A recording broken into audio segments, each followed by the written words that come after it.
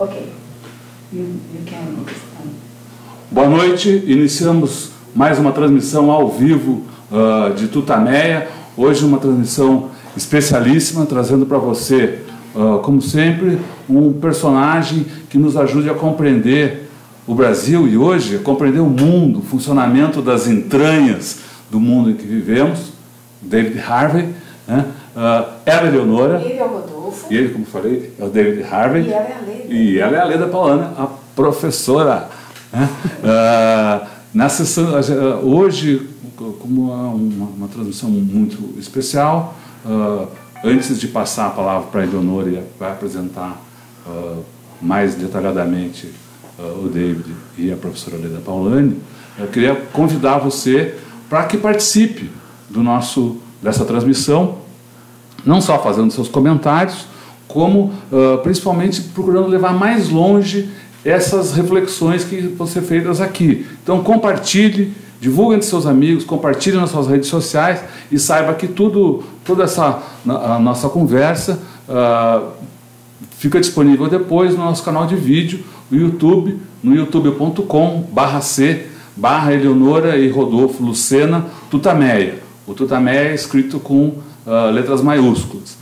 E tudo ancorado no nosso site tutameia.jor.br. A Eleonora já vai fazer a sua primeira pergunta, mas ainda antes dos prolegômenos, a entrevista ela vai ser feita em inglês e a gente tem aí comentaristas especiais que estão participando, já estão apostos aí, vão participar conosco para colocar nos comentários, quase que ali, né, em cima da pinta, as traduções do que o David Harvey vai estar falando. Estão conosco aqui a Rê Gabriele, em Porto Alegre. Ela é professora de inglês e tradutora, e vai acompanhar aí de lá. Aqui de São Paulo, a jornalista e também tradutora Leda Beck, e o tradutor Gustavo Felipe, a quem a todos a gente agradece aí a disponibilidade, a colaboração, e esperamos, né, vamos mandar ver. Bom, dito isso, Eleonora. David Harvey, it's very nice to have you here. I'm glad to have this interview with you, with professora Leda. Professora Leda, vou falar em português. Professora da fé, uma professora marxista que está ensinando gerações o marxismo. It's a very important professor in USP. And we're going to talk about your work. We're going to talk about the world and Brazil. And Professor David Harvey, British, born in Britain. Yeah. And now you are in New York, at the New York University. No, City University. City University. New York. That's the public university. Yeah. NYU is the private university. Yeah. And I would never be employed in the private university. Yeah. Sorry about that. It's okay. And we have here your new book. Rodolfo can show. You can show here in this camera. David Harvey está lançando esse livro no Brasil, já reuniu multidões aqui em São Paulo e também no Nordeste, de onde ele acabou de chegar, está aqui conosco hoje. And so, Professor Harvey, I would like to begin asking you. We are now in a very commemorating 200 years of Marx. Professor Leda was here before to talk about the legacy of Marx. We made a whole program with the legacy of Marx. And why, 200 years later, why does Marxism still make sense? Why so many people are rediscovering Marxism 200 years after he was born? Because he wrote, I think, a very compelling analysis of how capital circulates and accumulates, And to the degree that we still live in a society where capital is circulating and accumulating, it has not really changed.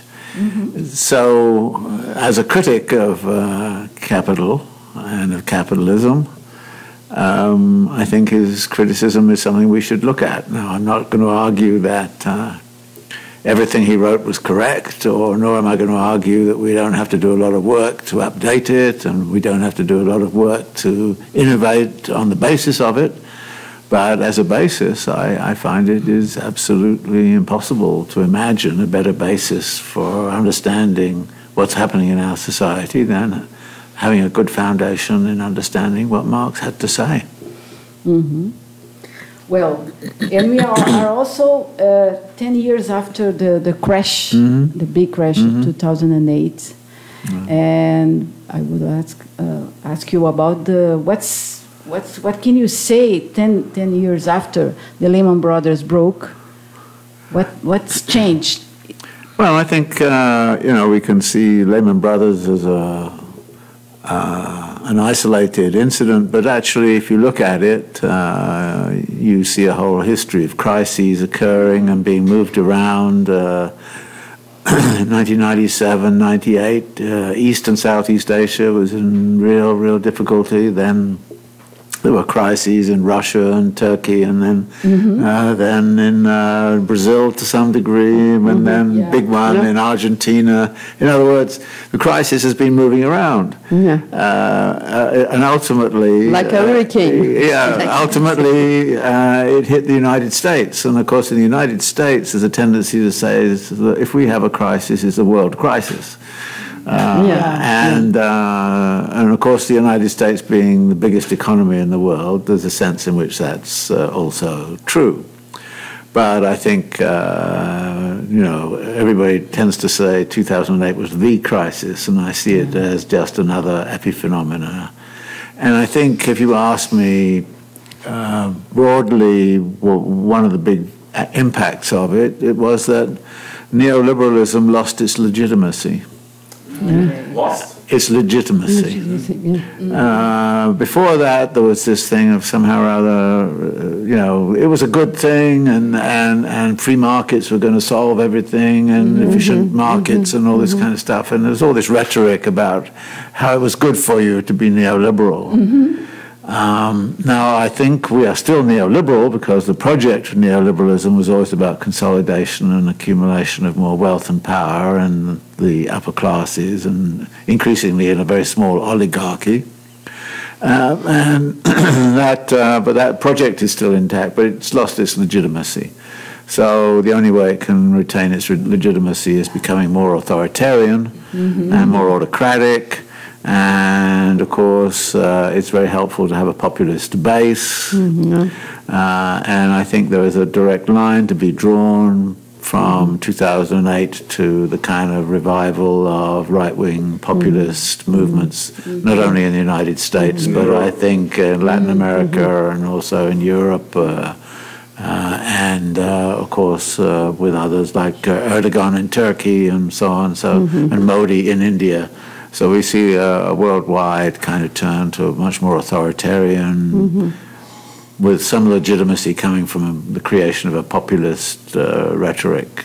Democracy and capitalism are not a marriage. Well, this word democracy, what does it mean? Democracy in the United States has always been the democracy of money power. As Mark Twain said, 100 years ago almost. Yes, he said, Congress is the best form of government that money can buy. And we have a democracy of money power. And the Supreme Court declares that this expenditure of money on elections is a form of free speech, and that therefore it's protected under the First Amendment, and that therefore we cannot interfere at all with the Koch brothers putting in, $10 million into an election campaign. So it's always been about the democracy of money and power. So when you say it's democracy, my view of democracy is something that has something to do with the people, not money.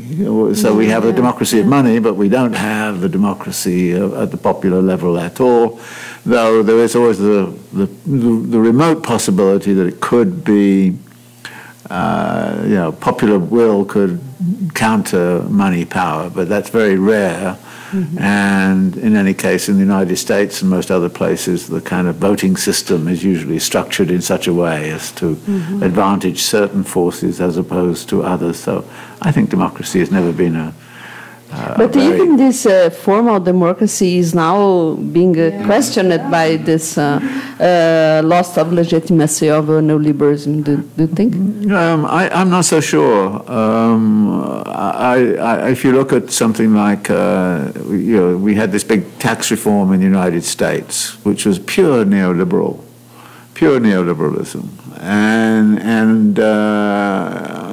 it was got through by the usual kinds of means. It didn't really depend upon the populist base, and the populist base hasn't been able to challenge it, even though it got very little out of that tax reform. So I'm not so sure that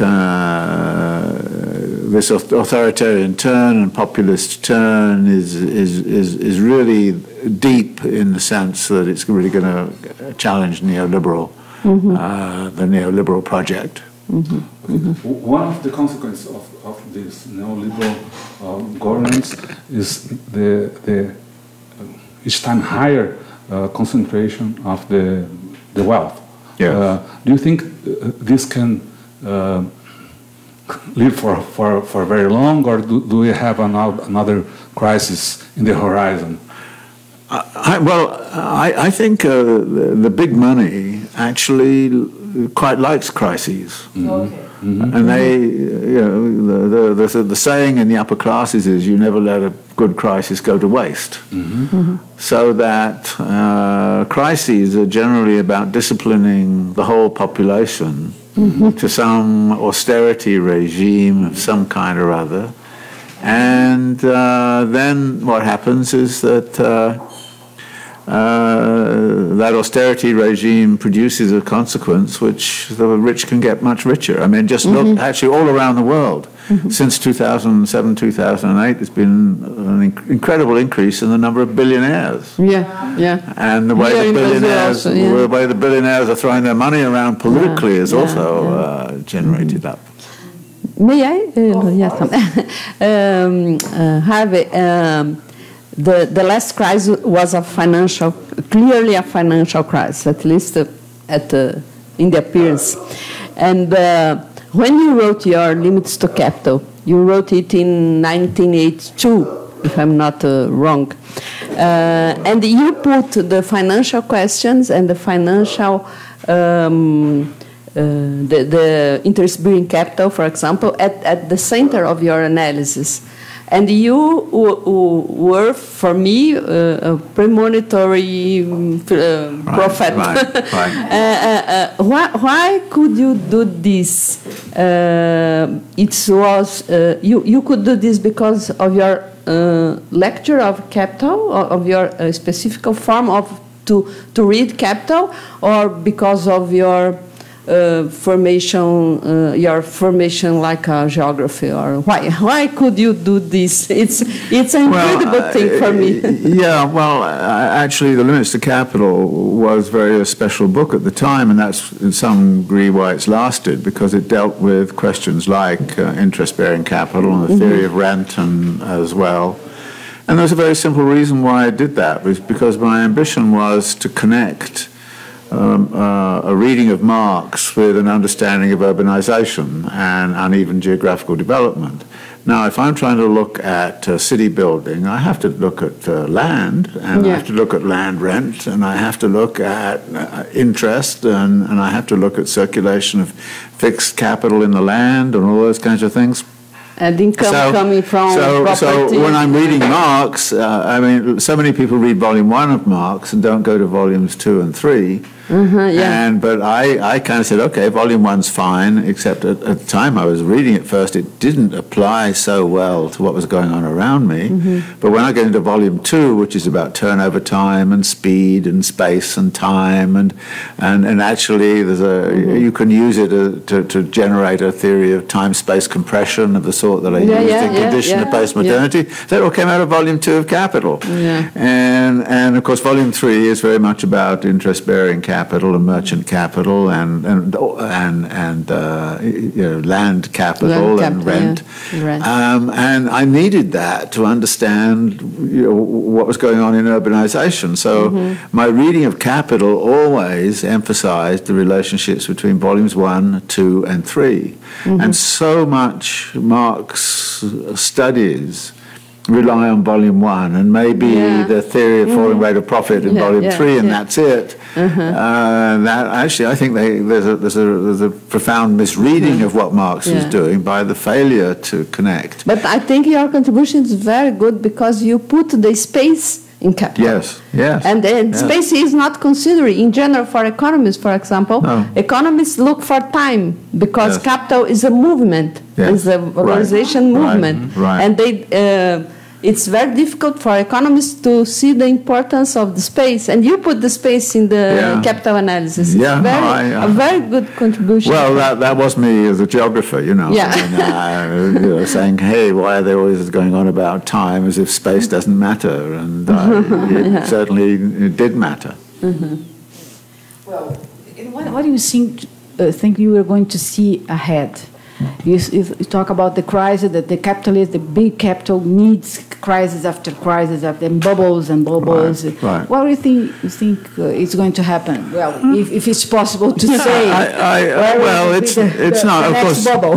Well, if I had a really good forecast on that, I would be a very rich person. I'd know exactly when. But what we have to anticipate is, I think, a good deal of volatility. In the same way that those crises were moving around, so they continue to move around. Like right now, there is a financial crisis unfolding in China. And this is actually very critical and important. And I think that the drop-off in growth in China, and I think the stalling out, not entirely, of this vast investment in the built environment and in urbanization. It's because of real estate. It's a real estate crisis. And a finance crisis coming along behind it. And, of course, that's going to lessen China's demand for raw materials. And China has been slowing down since around 2014, and you felt it here in Brazil because when soybean prices go down and China's demand goes down, all of the raw material producers have a hard time. And you didn't have a hard time here really too much in 2008. It was a fairly shallow impact because the China trade sort of got you out of the mess. The same was true for Chile, the same was true for Australia, the same was true for any country that was heavily into mineral commodities and the like.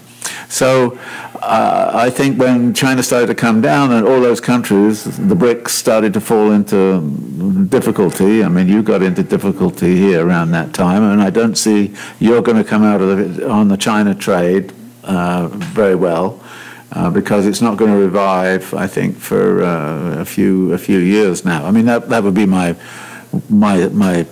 thought right now. But you see the big investment that went on in China.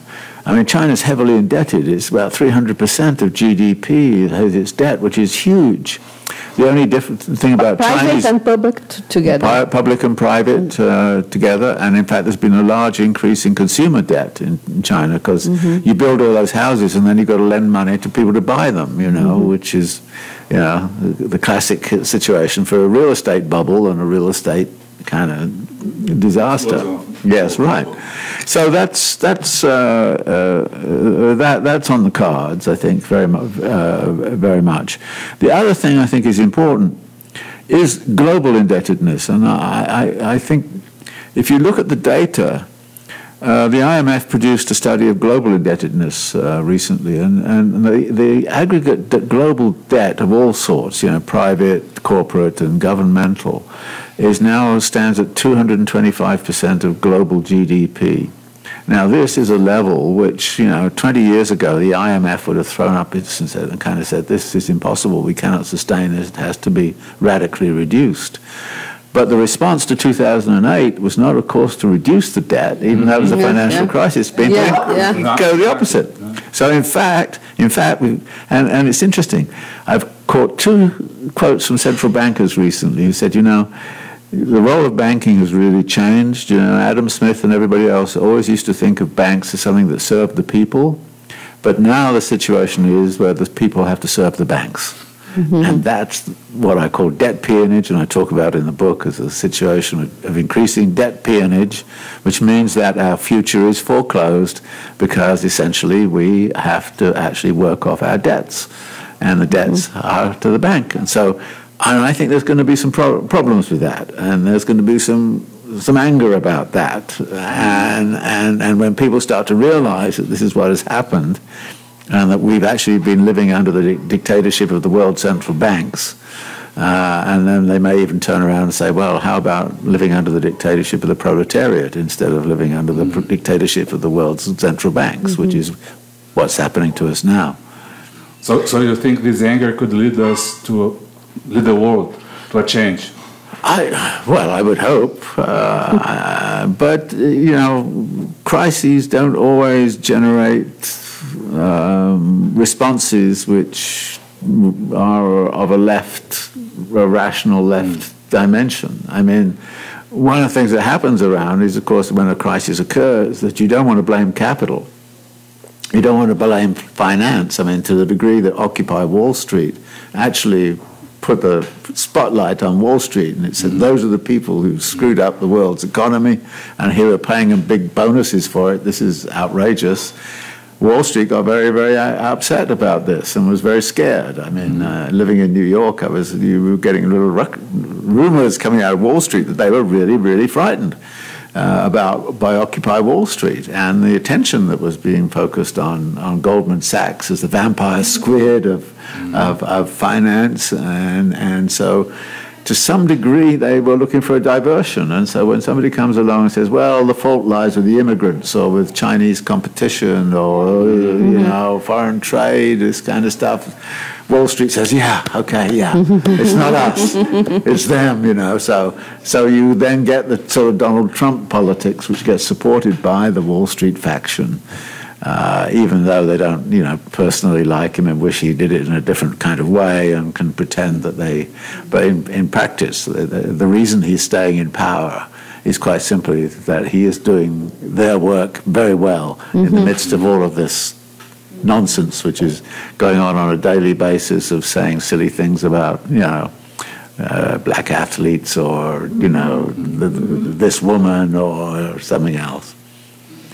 And Harvey, we are talking about the debt, the degree of debts, but debts are for one is debt, for the other is wealth. So this very huge amount of debt is a very huge amount of financial capital and fictitious capital, and these capitals have the same entitlements to valorization than the productive capital or things like that.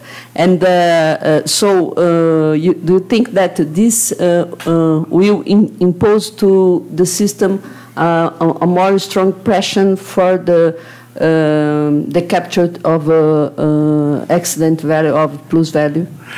This is a really difficult problem, and I'm not sure I've got this worked out well. But the amount of fictitious capital that's been created, particularly since 2008, just think of that. You know perfectly well that the surplus value couldn't have been increasing at that rate. So we've got a disparity, and this is why I think, and in the book I talk about this relationship between money and value. And the monetary structure has escaped in some ways from the value discipline. And is tearing away in this. And again, there's some data just came out recently, which I've got to check it out, that the major banks in the United States are lending less than 20% of their loans go to productive activities. 80% of their loans go to purchases of assets, stock market manipulations, currency futures, climate change, carbon futures, Just money buying money. Absolutely. But then if you get the shortcut where money gets more money without going through production, then why bother with production? Now, Marx kind of recognized that could happen, but basically said if that starts to happen, then at some point or other, the whole system is going to collapse. Now, I don't know if we're going to see such a collapse, because I had thought after 2008 that we would see a deleveraging of all of society, bringing the debt down, rationalizing real estate, and I'm surprised. I mean, almost every metropolitan area I visit, the real estate market is soaring, and it's even now cities are not being built for people to live in; they're built as investment pools, so people can money launder through housing construction, or they can put, foreigners put their money into buying an apartment in New York City or Melbourne or Vancouver or wherever. So what we seem to have is almost a sort of like a global Ponzi scheme structure, where money is being created, and it's being created at a furious rate by the banks and by the central banks. I mean, this thing called quantitative easing is really just simply adding zeros to the money supply. And then that flows out to the banks, and the banks are supposed to use it for productive activity. But they don't. They've used it to buy back their own stock, which pushes up the stock market, and they use it to speculate in land grabs, and so land values are shooting up all over the place. So we're seeing a very peculiar world constructed right now. I don't think it can be stable. I don't think it's sane. I don't think it's sane. I think it's insane to do this, and I think when people see it as this, they'll kind of go, "Why would we want to support this?" Okay, but anyway, they are doing it. Yeah, but they're doing it right now, but I think this is where the analysis becomes terribly important, because you say, where in the mainstream press do you see a cogent analysis that kind of actually takes this stuff apart? Actually, I have seen some of it in the Financial Times, interestingly enough. There are some responsible financial people who kind of look at it and they kind of say, this can't go on forever. But it's had a pretty good shot at going on forever. And they are not trapped, I think. What? They are not trapped in right. Because the orthodox economics needs to explain for us how they put all this huge amount of money in the world and the inflation doesn't came. Well, again, it works out rather well. I mean, there was this is again is the trick, one of the tricks that the neoliberal logic plays, which is that the Bank of England did a big study on the effects of quantitative easing, because they've been accused of supporting the rich getting richer, and so they produced a big study in which they showed that actually, relatively speaking, the poor had got more out of quantitative easing than the rich, and they kind of said, the bottom 10% got, percentage-wise, they got an increase compared to the top 10%. And it's only when you get to the very end of the article that they kind of said, the poor population, the bottom 10%, received over 5 years, I don't know, something like £3,000 extra. The top 10% received £350,000 extra. So what would you rather have, a 10% rate of return on $10 or a 5% rate of return on $1 million? Okay. So they were so the big headline was, the poor benefited more from our quantitative easing. And actually, Marx is very good about this. He really talks about the importance of the mass of capital as opposed to the rate. So in the chapters on the rate of profit, he talks about the rate of profit, and then he kind of says, but actually there's a problem about the increasing mass, because you can get a decreasing rate of profit, but an increasing mass of profit, and then the mass of the profit becomes a problem. Yeah. And what do you think about the honesty of such interpretation? I mean, I don't know whether people realize that they're doing this. I mean, what was interesting about the Financial Times article about the Bank of England study was, at least when you got to the last paragraph, it gave you this piece of information, which you know, because I'm reading it and I'm going, oh God, you know, this is great propaganda for what they're doing. I don't believe it. It's probably wrong, but then it turns out it's right. But as you can see, the differential impact is huge. I mean, you know. And looking to history, the kind of constant money and wealth concentration today is kind of comparable with the situation in the beginning of the 20th century, yes, the situation that bring to the World War, the first and the second. Do you see any kind of this analogy? Is it possible to consider that war, or kind of war, is outcome, income? I don't see it that way, and I think one of the things we have to do is, you know, the whole kind of question of what might have happened in the 1920s it was basically about the United States and Europe, and that was it.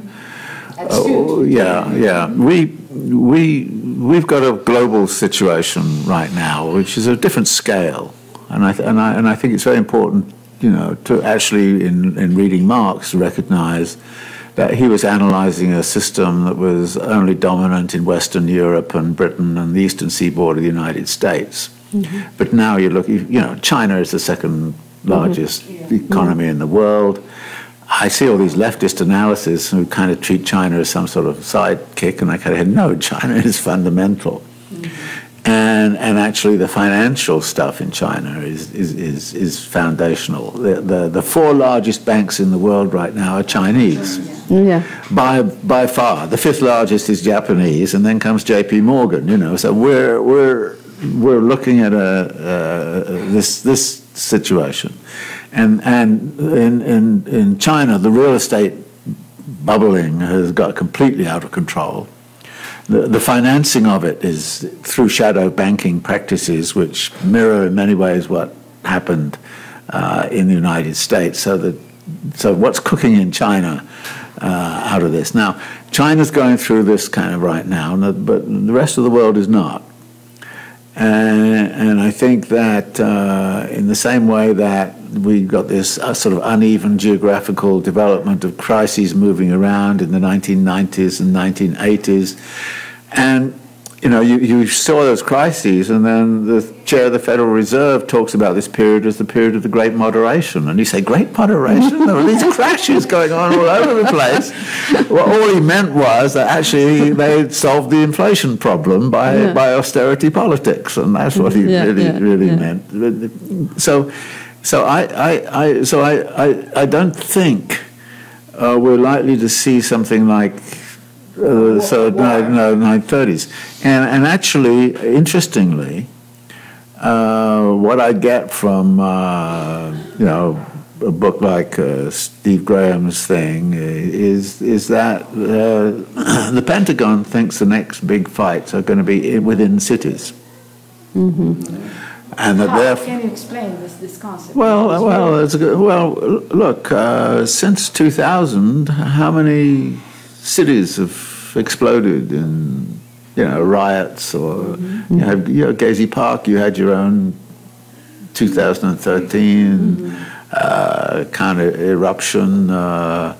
There was the Indignados movement, the Squares movement, and the Occupy and everything. A lot of this had an urban focus, and was a discontent with what was going on in cities. And then there's this whole kind of question of when it gets ethnicized or it gets racialized or something like that, then all sorts of questions.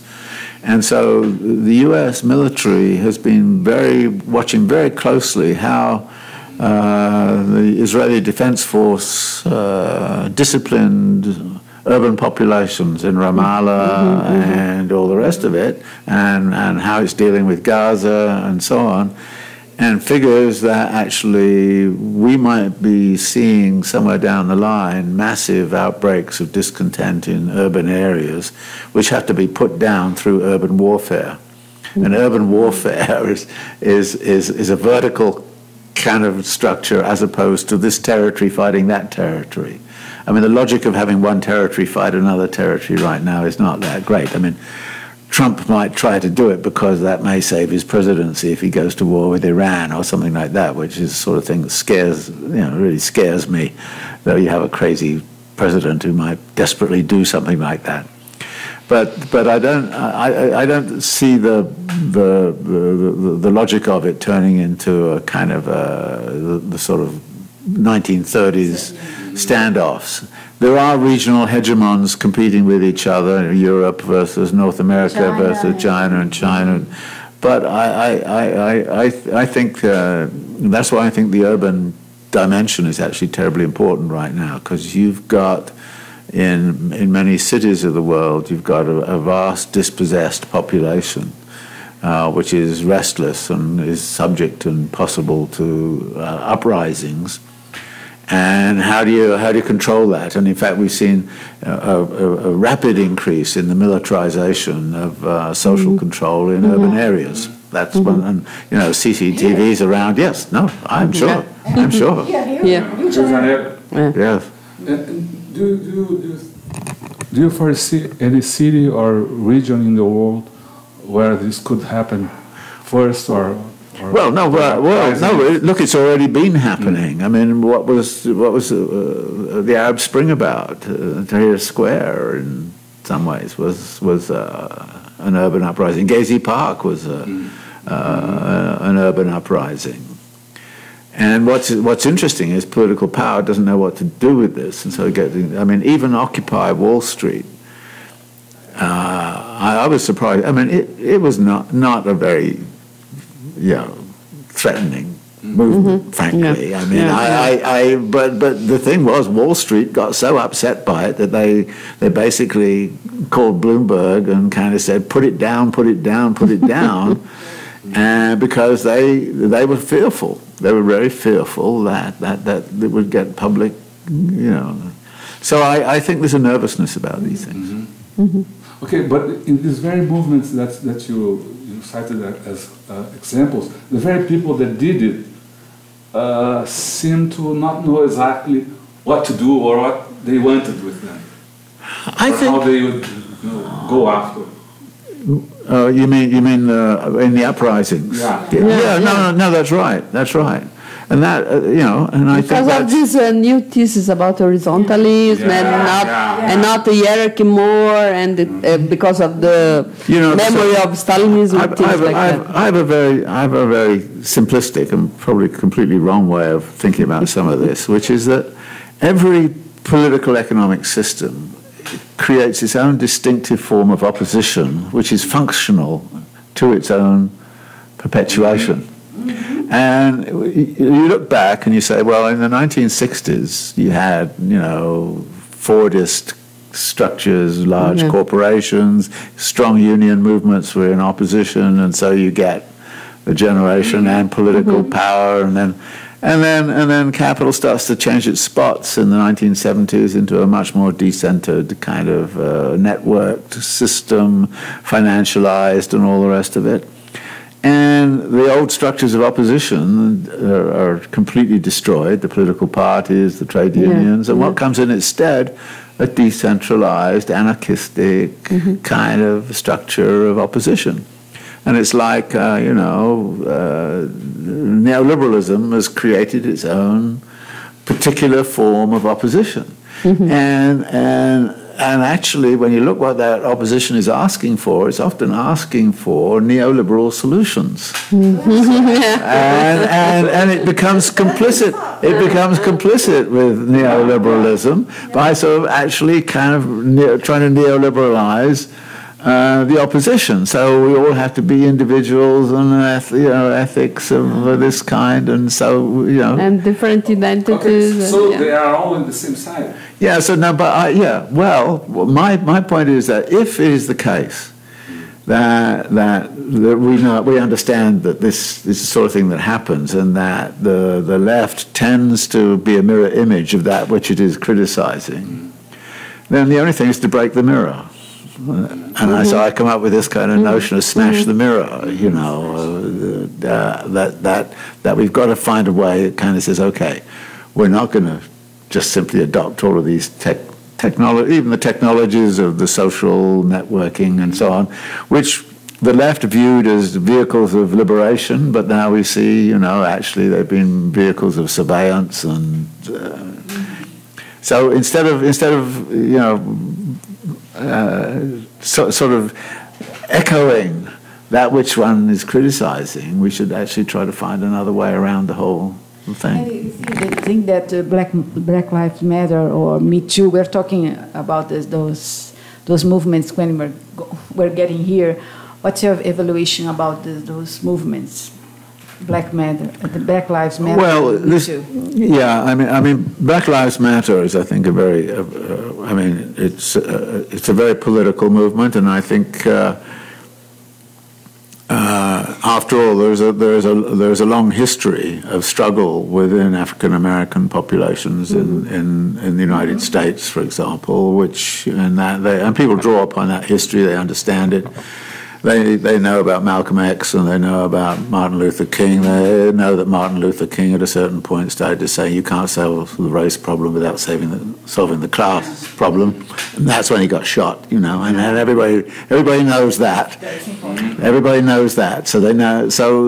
And Black Lives Matter is steeped in that history and understands that history. So it therefore has a different positionality. On the Me Too stuff, I mean, this is very difficult.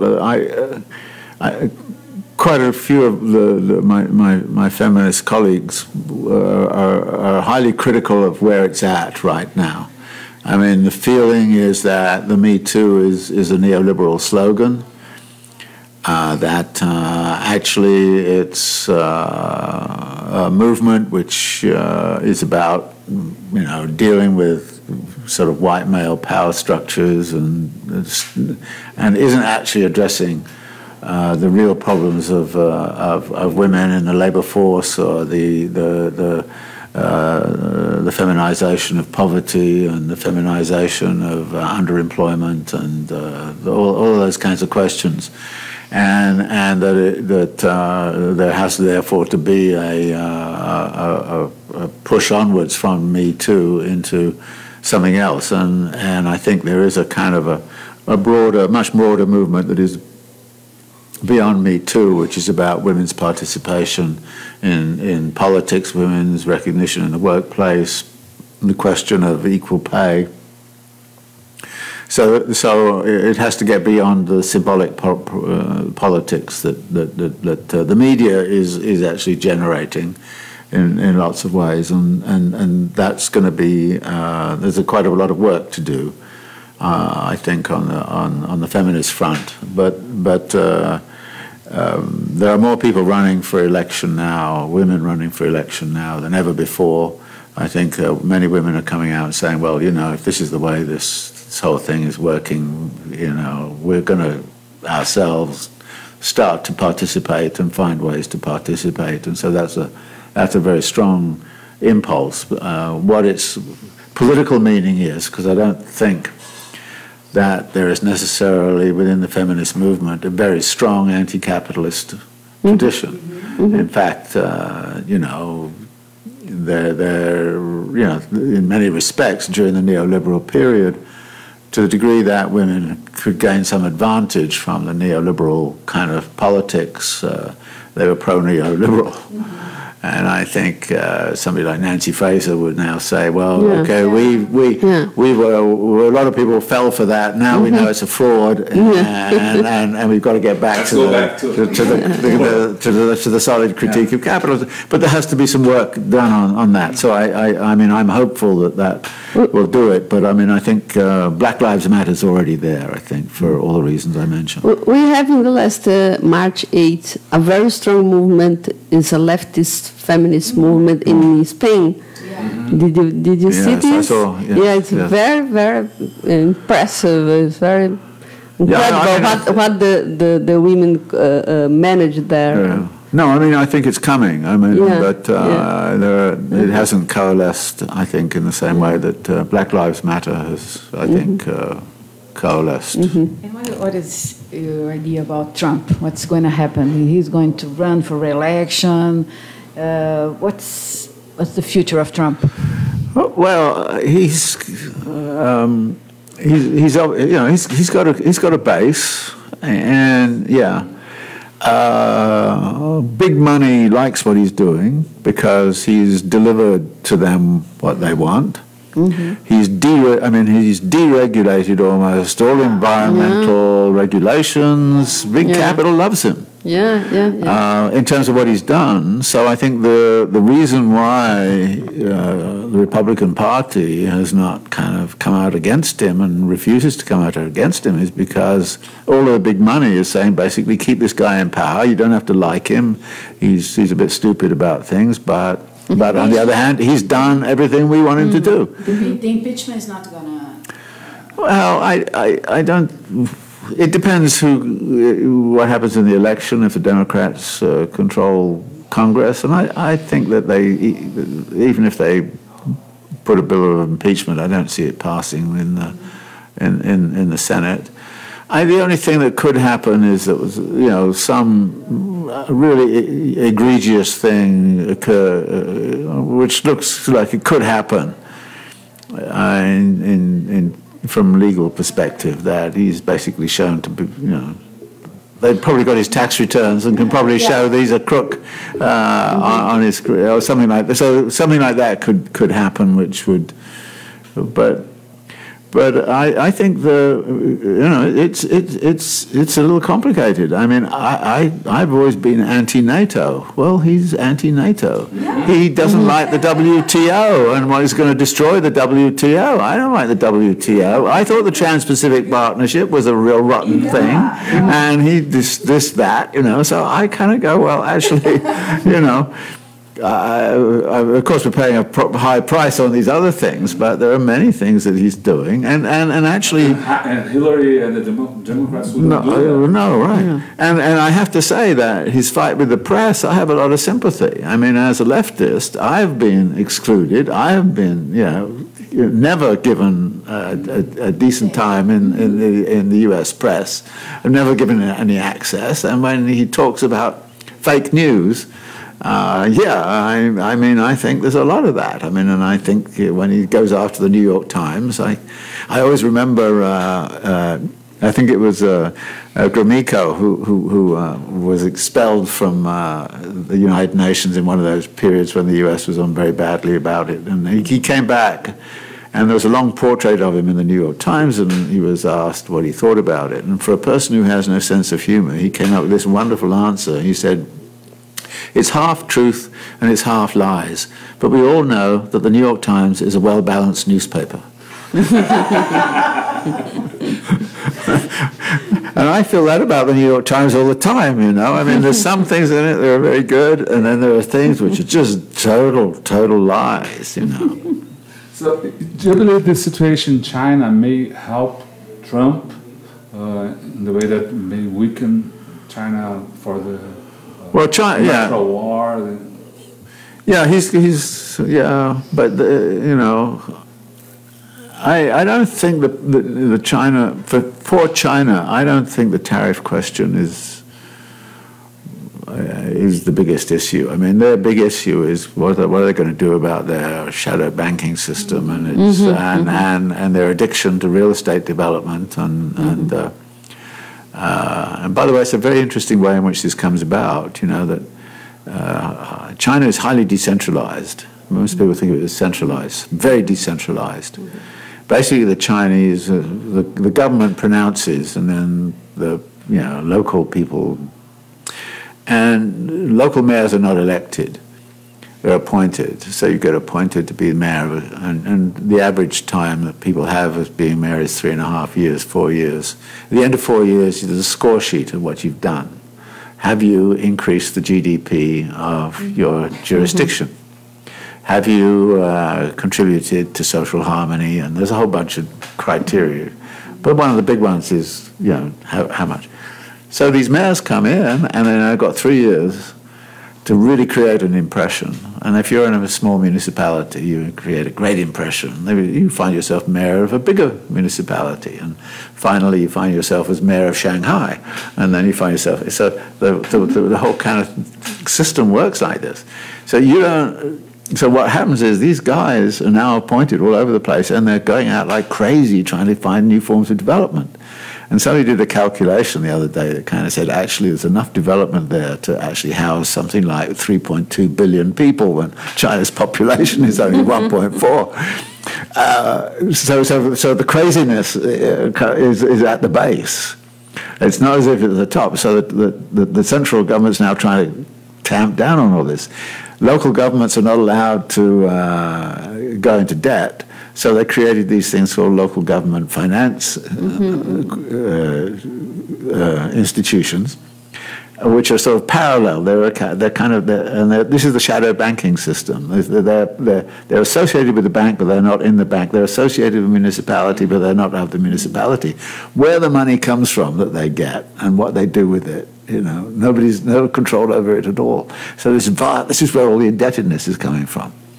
So they've got this ferment going on at the base, and to control that is going to be really, really, really serious, difficult problem. But this is much more important, I think, than what happens to the tariffs. I mean, Trump puts on tariffs, and the Chinese can. You'll love it that they're not going to buy soybeans from the United States and all the farmers in the United States. I know. Yeah, right. Let's talk about Latin America. Antes de a gente mudar de assunto, eu queria aproveitar. A gente tem um bom grupo de pessoas acompanhando aí. Queria aproveitar para te convidar a ajudar a levar mais longe essa conversa, essas reflexões com essa figura tão importante aí para o pensamento progressista no mundo todo. Então, compartilhe, divulgue essa entrevista, compartilhe na sua rede de amigos, compartilhe aqui nas redes sociais.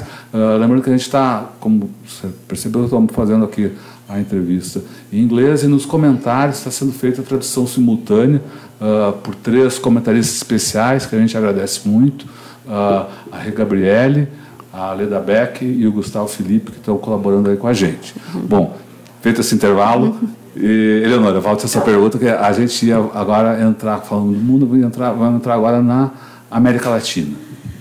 Latin America, I remember you were very enthusiastic about the progressive governments all around Latin America, and now we are just in the opposite. Yes. Wait.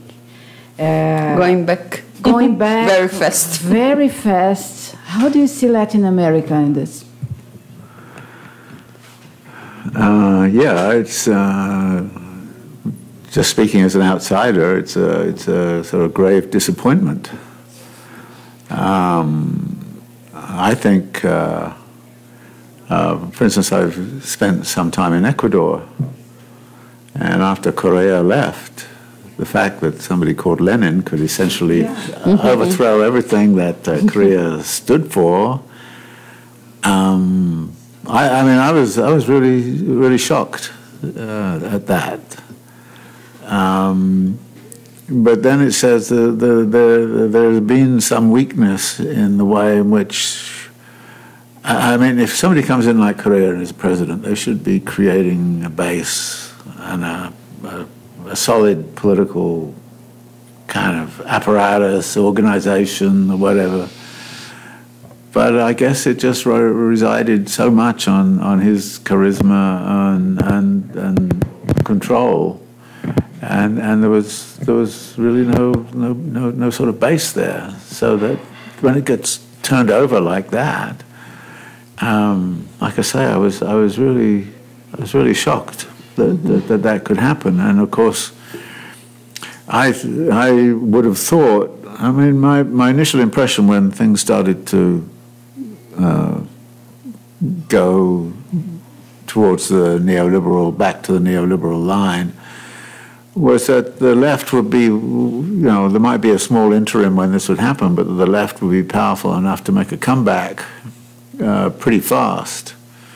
And I sensed that actually the people who took power on the right were fearful of that, and so they went very fast in destroying as much as they could, as quickly as they could. It's impressive. Yeah, very, very impressive. And in exactly the same way, Trump has destroyed almost everything that Obama did in less than a year.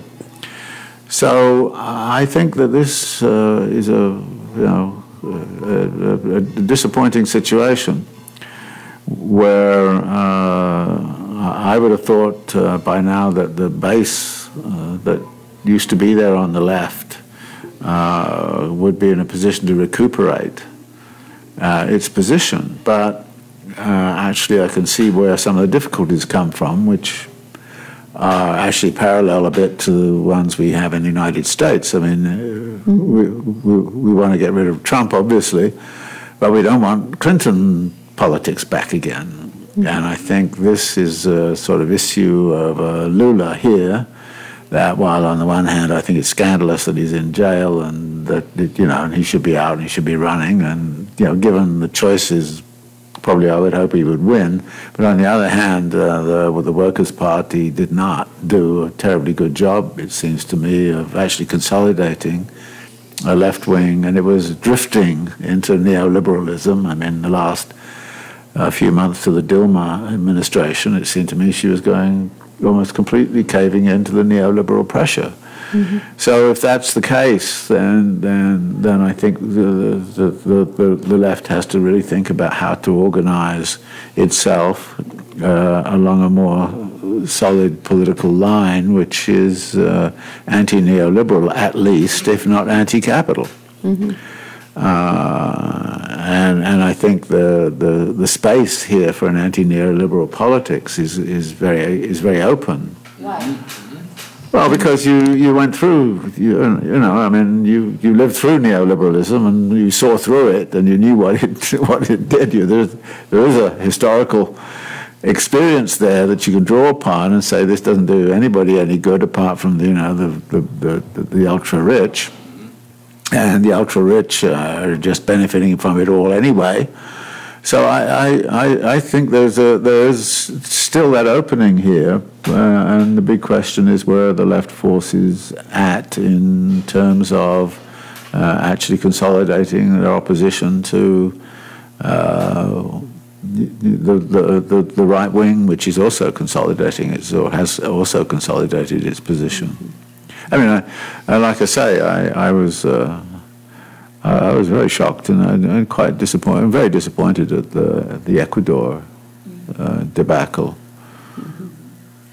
And do you believe that this change in Latin America has to do with the kind of competition between China and the United States on the raw materials and the commodities, and what's this change has to do with the global movement? Political movement? Well, I think the recession that you ran into, in 2015, something like that. Yeah. The recession there had everything to do with the sort of China.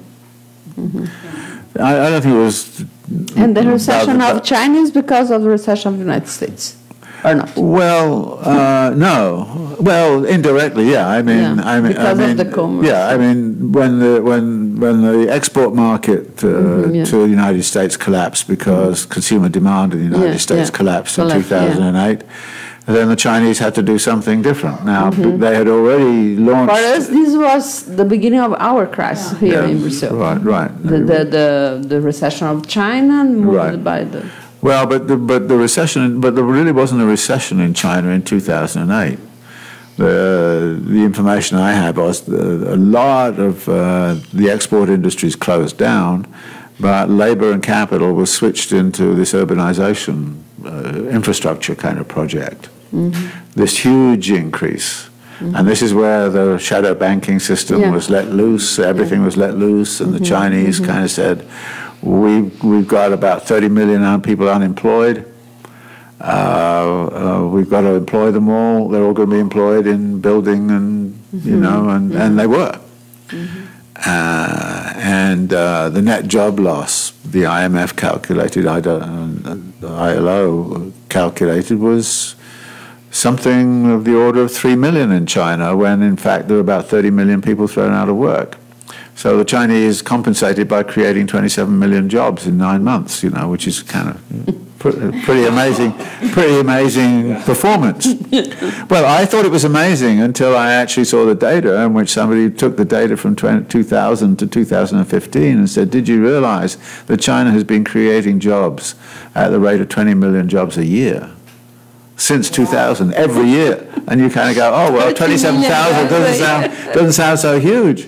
But I mean, this is the thing about China. The scale of what's going on in China is just something completely sort of out. Now, that urbanization project took in was what set up the demand for copper and for the iron ore and everything else. And what they did with it was, in 2008, they had 0 miles of high-speed rail network. They now have 20,000 miles. And in 10 years, they made 20,000 miles of high-speed rail network. So now nobody flies from Shanghai to Beijing. They all get on the high-speed train. And it's amazing. You have these huge stations with high-speed trains pulling in and out and zooming all over the place. I mean, that's a fantastic sort of scene. I mean, you say, where did this come from? And it wasn't there 10 years ago. But this is what they did with it, you see. So they built this stuff, and of course that takes a lot of cement, and it takes a lot of steel, and it takes... So their steel capacity has leapt up. They've got surplus productive capacity. They've got surplus, you know. So what are they going to do with it? Well, of course, one of the things they're doing with it is they're building railroads in Africa. So you say, oh, this is the spatial fix. My argument about the spatial fix, that the Chinese export now of capital is very big. For Africa, and they're buying up assets all over the place. Here in Latin America, they're buying up a lot of assets. And the electric sector. Yeah, right. And you know, they account for more than half of foreign investment in Ecuador. And they've done that for some time, because Korea shifted allegiance, as it were, to the Russia, from the U.S. to the China trade. So, so yes, but I don't know. I mean, you're much more vulnerable to downturns now in China than was the case maybe 10, 15 years ago, and I think that can be a dangerous situation. But I don't understand why it is that there's not more attention paid to import substitution. I mean, that whole period in Latin American economy where you had import substitution strategies. 50 years. You know, it's generally been written off as being a failure. I don't think it was a failure. I think it was moderately successful. It ran into difficulties.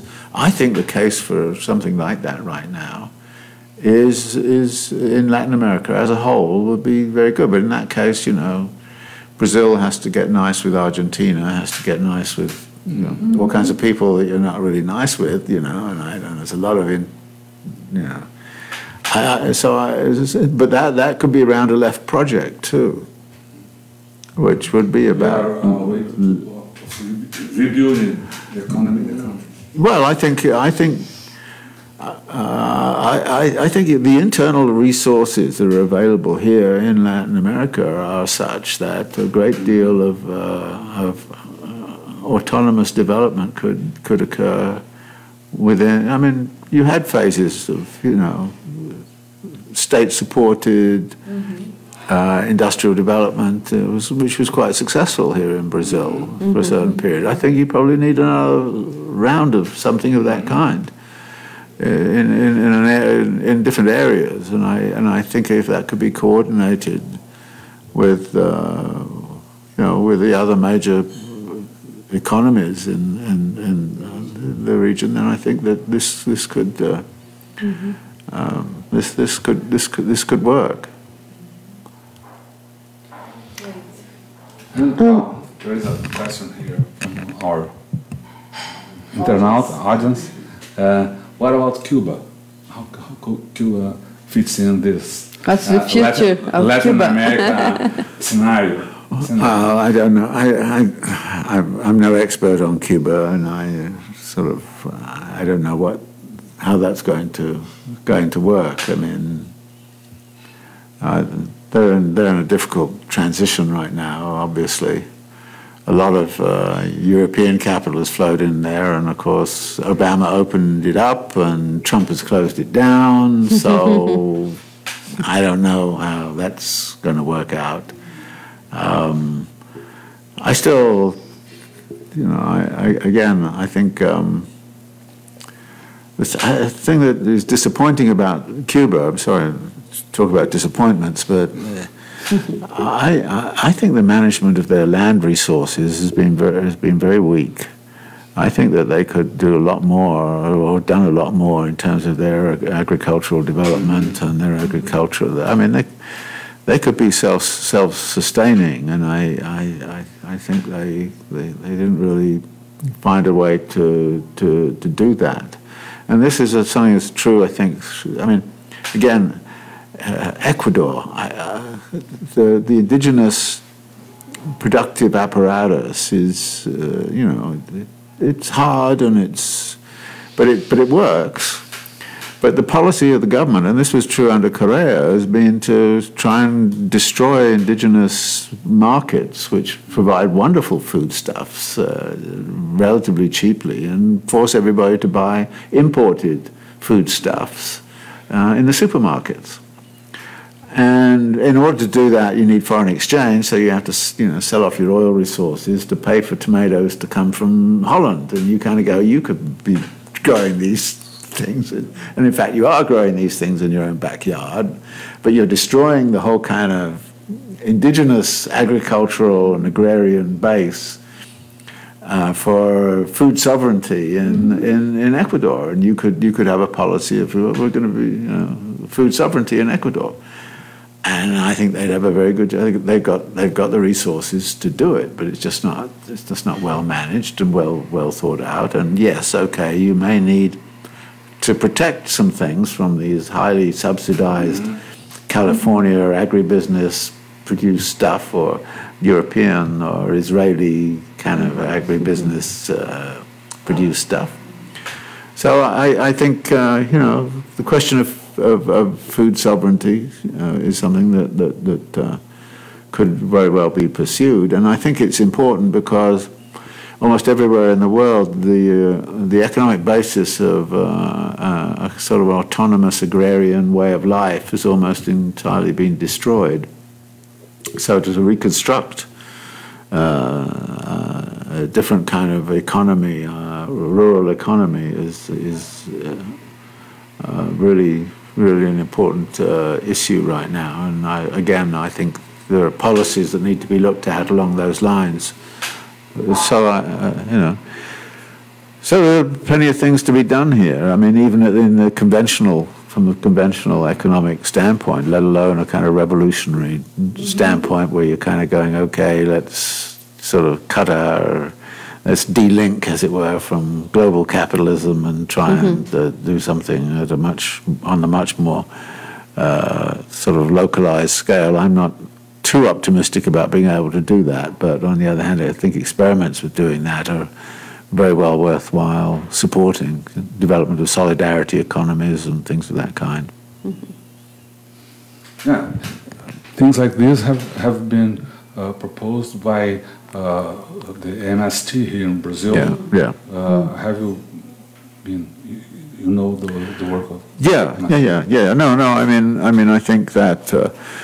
But I think one of the things that is a lesson about this is that the MST could do a lot of more things with, and this is in a sense one of the disappointments of the Lula regime, that the Lula didn't really support too much the MST kind of politics on the ground. I mean, land reform sort of basically fell apart, I think, under the Lula government. And I think you don't think so? Fell apart is maybe too strong to characterize it. Right. Well, Yeah. But I think also, however, but certainly much more could be done. Yes, right. And I think that pursuing the sorts of lines of politics that the MST has laid out is one of the ways that where a progressive state government could actually support. I mean, again, there's a lot of politics these days is anti the state, and the state is therefore demonized. I think the state is a complex structure and some of it is good and some of it's bad, and that some of it has to be demonized and got rid of, and some of it needs to be consolidated. But if you want to actually deal with crises of affordable housing and things like that, you need a great deal of public action. And I was cleaning out my library the other day, and I found this book put out by the New York Municipal Association in 1978 that kind of said, "Housing in the Public Domain, the only solution."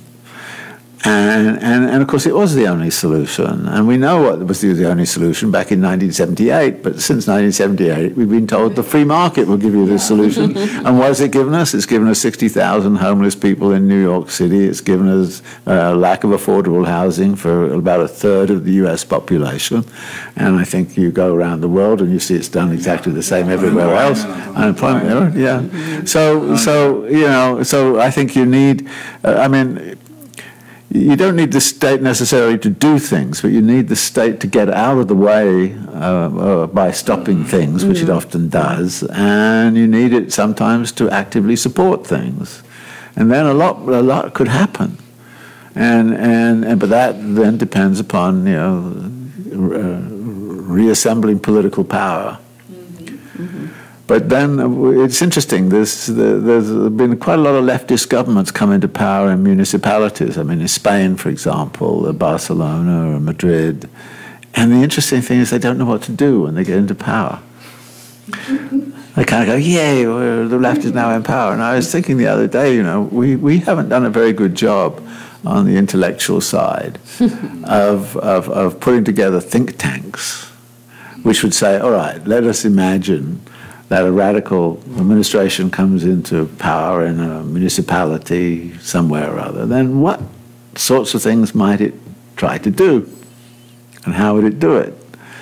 And there are some examples of people who've gone ahead and done this. We have this one in the United States, Jackson Rising, which is a very interesting example. Are there other, yeah. So, how about Mexico? Are you optimist talking about Latin America and the left? Is he a leftist? I don't know.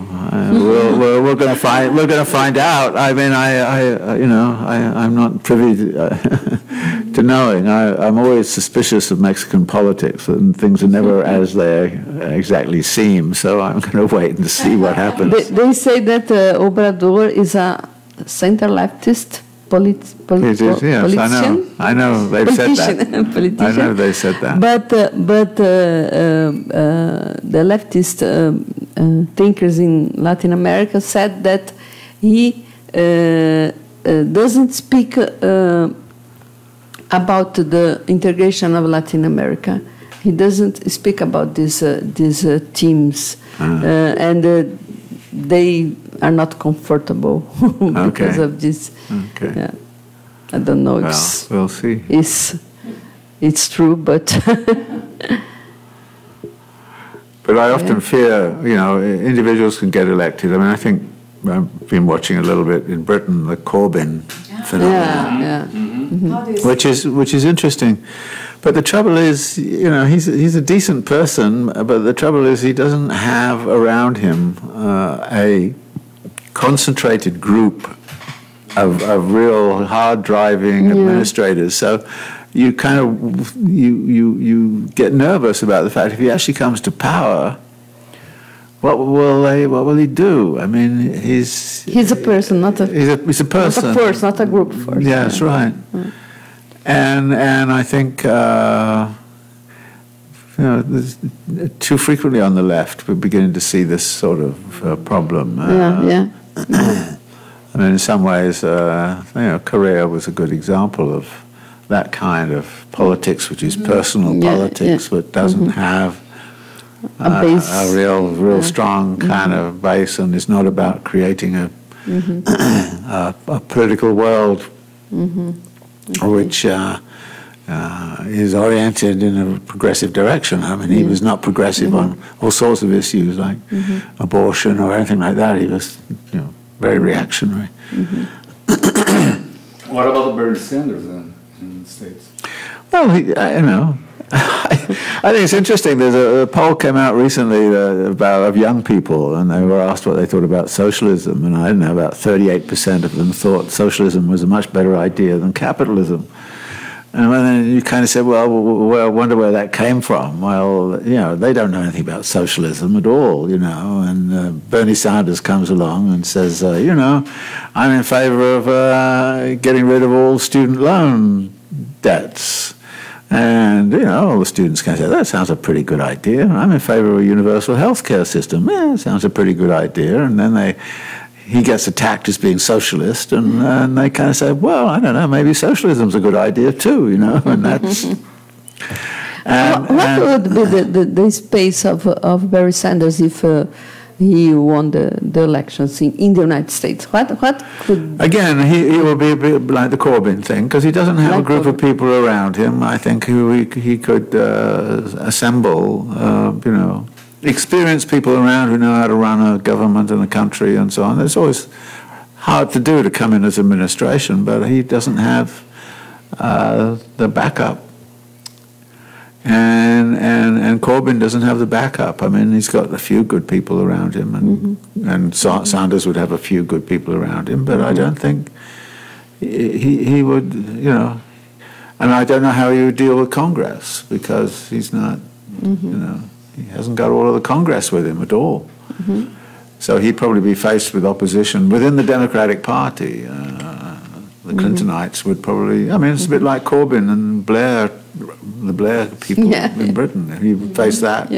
And we know what the Democratic Party apparatus did. They illegally barred him, tried to destroy his candidacy. And they would try and destroy him in government as well, I think. But in order, he has to. So I think the politics wouldn't be the problem. I think the administrative capacity and the ability to build an organizational form that would be able to implement, that would be a problem. I had a question about the book. I think that it would be very good for the people who is watching us if Harvey speak to us how he names the capitalist economic logic a madness because of this book. The idea of the book was to do a very simple version of understanding what goes on in the 3 volumes of Capital and Marx's other political economic writings, and then on the basis of that sort of move step by step into certain areas to try to reveal something about what's going on in the world, including some of the things we were talking about earlier about increasing indebtedness and the like. And then to sort of point out that actually conventional economics really doesn't understand contradictions. Yeah. They're very uncomfortable with contradictions. Yeah. They live in a Kantian world. Yes, and they live in a world where equilibrium is is the goal, whereas Marx is saying it's never in equilibrium. No. It's always in contradictory motion. Yeah. And the result is that you get actually policies and politics emerging out of conventional, economic thinking, which first off increase social inequality without cease. And we now have plenty of evidence that that's what's been happening, but which also propose solutions which are in fact a deepening of the problem. I mean, this sort of the idea that the market can give you the solutions to affordable housing, or the market can give you the solutions to environmental degradation, all of those kinds of things. I mean, I've been around long enough to counter all of these problems and be lectured ad nauseam to the idea, let the market do it and it'll all be all right. And that's been going on, and it produces worse situation. And of course we are faced, and this is one of the big issues that bothers me a lot, that of endless accumulation at 3% compounding rate of growth, and what that means for the future, and in terms of both employment, and what that means in terms of extraction of mineral resources, and what it means in terms of and what I see is that the only answer to the 3% growth forever is to increase the money supply, which means increasing indebtedness. So we've now got the situation where we've got this inversion that I mentioned, that we used to think the banks worked for us, but now we work for the banks. And we have to simply redeem the debts, and our future is foreclosed around redeeming this massive amount of debt which is being accumulated as we speak, and this is madness. And to the degree that capitalism, which theoretically was supposed to define the realm of freedom, as Milton Friedman kind of said, capital is freedom. Actually, capital equals debt peonage, and you kind of say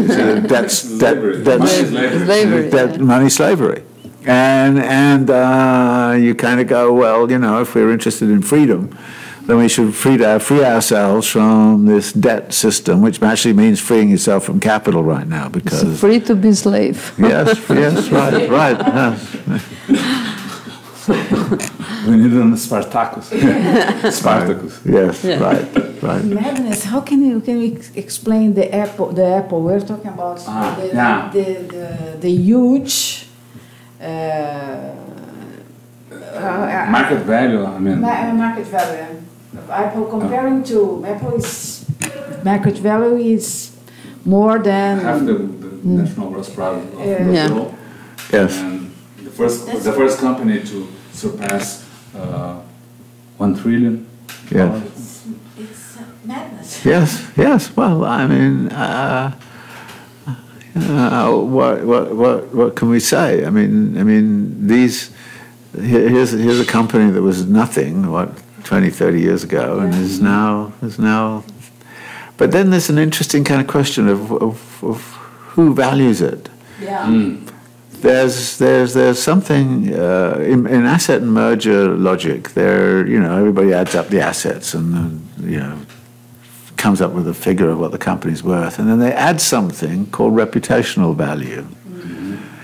So, and we see this on a daily basis. For instance, when you say, what's the value of a Nike shoe? Well, you could talk about its labor content, but you know perfectly well that the price is not simply labor content, it's also reputation. It's a social firm. Yes, and so it's a social firm construction. And actually, this was true when Lehman Brothers went bankrupt, because they had a lot of mortgages there. And the big question was, what was the value of the housing behind the mortgages?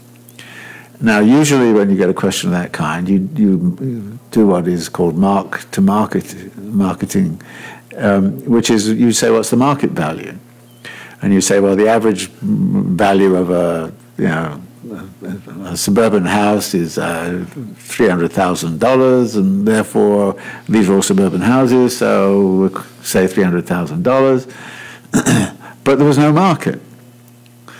So you couldn't. So they they guessed. They said, well, maybe it's $200,000. These things. I mean, they can't possibly be marketed down to zero. If there's no market, even though there's no market, and they're technically zero, they should be zero.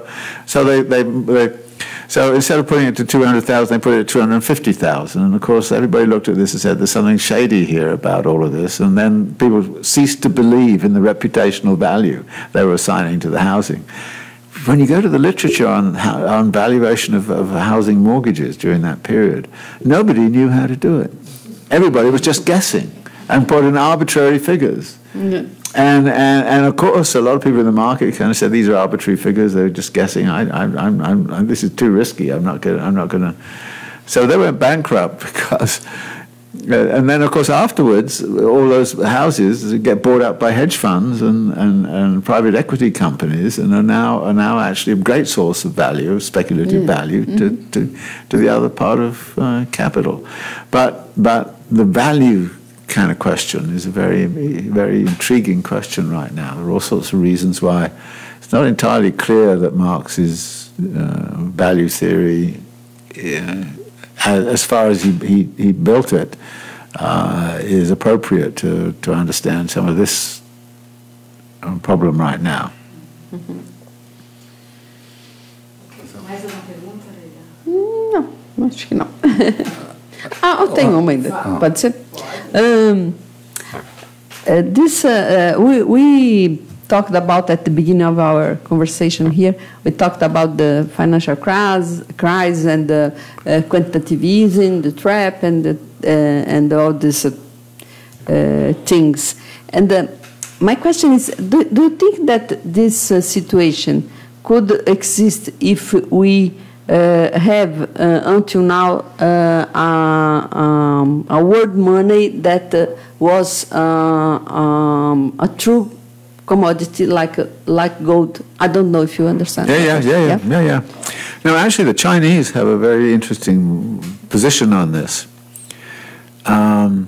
They actually say that August the 15th, 1971 is one of the most important dates in the history of capital accumulation, which is when it went off the gold standard. Now, the gold standard in practice had been pretty weak since the 1920s, and so it had been sort of, but it was always sort of there as a material representation of the social relation value. Dollar gold pattern. Yeah, right. They were, after that, essentially, world money became the dollar. Mm-hmm. And there are very interesting things about that, which is, first off, that it didn't become world money accidentally. There was a lot of politics involved, including the threat to invade Saudi Arabia and occupy the oil wells if Saudi Arabia didn't put all of its money into dollars and all oil contracts in dollars. Mm-hmm. So things of that sort. And since then, world money has essentially been a question of what the central bank decides. Now, the Federal Reserve doesn't act alone. Obviously, it coordinates to some degree with the Bank of England, with the Bank of Japan, and the European Central Bank, and others. But I think the loss of any real basis of any sort to the global monetary system has meant this explosion of indebtedness could continue. Now, the Chinese have had a very interesting point about that, which is that what they see is that if you open yourself up to capital flow, then speculative capital can come in and raid you. And it looked at what happened in East and Southeast Asia in 1997-98 and said, basically, open capital markets, you get robbed. And that's what happened. So actually, China's been absolutely meticulous in pretending that it's going to open up its capital markets, but in fact keeping them closed. And they're closing them down right now as well for obvious reasons, given what's going on internally. So I think, but they're also doing something else, which is they've set up a gold exchange in Shanghai, and they're trying to accumulate gold. I think they're imagining a situation where their own currency will become part of the global currency. Now, Keynes wanted there to be not reliance on the dollar, but on a market basket of currencies. And special drawing rights are like that from the IMF. So how world money is dictated and who dictates it? The US has power of world money right now. And I think that there's considerable anxiety over continuing that, including, for instance, what went on with Argentina and the Argentinian debt, that all this was decided by some insane judge in Lower Manhattan who didn't know anything about international finance, but actually did adjudication on the debt repayment issue. So the whole of the world, if you trade in dollars, then you become under the legal apparatus of the US dollar, which means, for example, that when the US puts sanctions, as it's just done on Iran, and the Europeans don't want to go along, the Europeans have to go along because they're integrated into the US system. So the US, in a sense, can unilaterally put sanctions on all kinds of people because it controls the global currency. And this is not a healthy situation, I think, in lots of ways. And so I think that to the degree that maybe Donald Trump can blow it up while he's at his destructive, it might be a good idea. But I think that the loss of a material base to the global monetary system has I think wrought some very important changes. Marx thought world money was gold and that was that, and I think that's wrong. He took the view that you could never abandon the gold standard, and I think he was wrong. So we have to I think adjust quite a lot of what he had to say about this.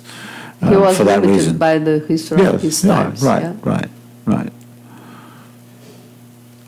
In this situation or in this market, what would be the importance of a bank like the BRICS and the BRICS Association?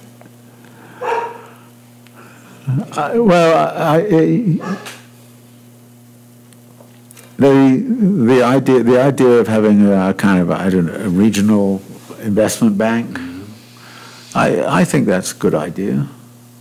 The Chinese have set one up effectively for East Asia. I think there is this attempt, the Bolivar Bank here, but I don't know how effective it is.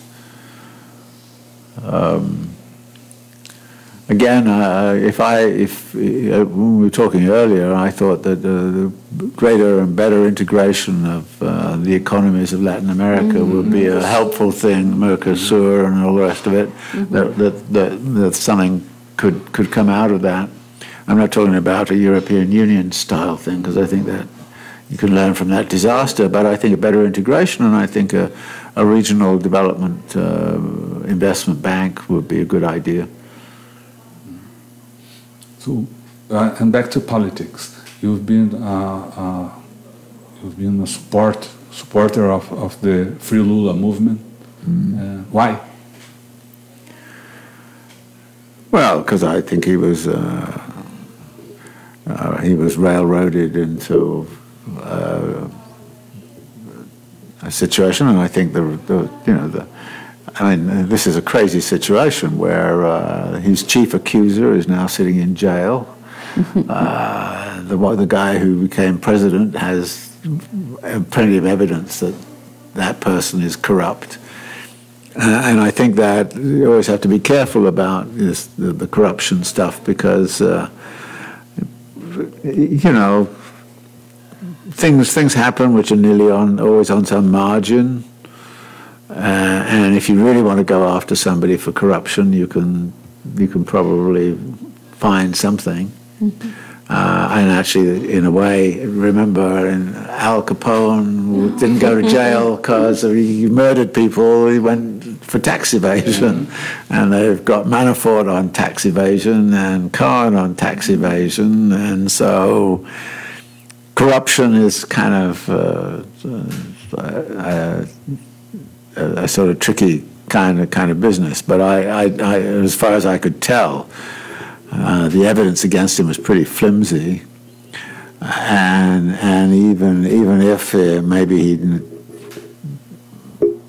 partially involved, it was kind of such a minor kind of thing. I think the same, by the way, was true of Dilma's impeachment. I mean, I think that she didn't do anything that almost any politician does, which is to sort of fiddle a few statistics. It wasn't as if it was, personal gain. So I think a lot of this has been a political game to try and disempower the left and actually to deal with Lula's charisma by putting it down that way. And I think this is a right-wing conspiracy, and he's victim of a right-wing conspiracy. And for that reason, I would, very much support, the campaign to get him out of jail. And I think the fact they put him in, or seem to have put him into isolation, I mean, that was outrageous, totally outrageous. I mean, this is vindictive, and it was totally unacceptable by almost any democratic standards at all. Ok. Eu não sei, cadê a Ivana? Vamos perguntar sobre os lançamentos? O lançamento do livro? Sim. Vou chamá-la ali. Tá. Enquanto isso, a gente vai mostrando o livro aqui, que está sendo lançado no Brasil. É esse aqui. A Loucura da Razão Econômica, que a Leda já fez uma breve avaliação aqui, né? Adorou e coisa e tal.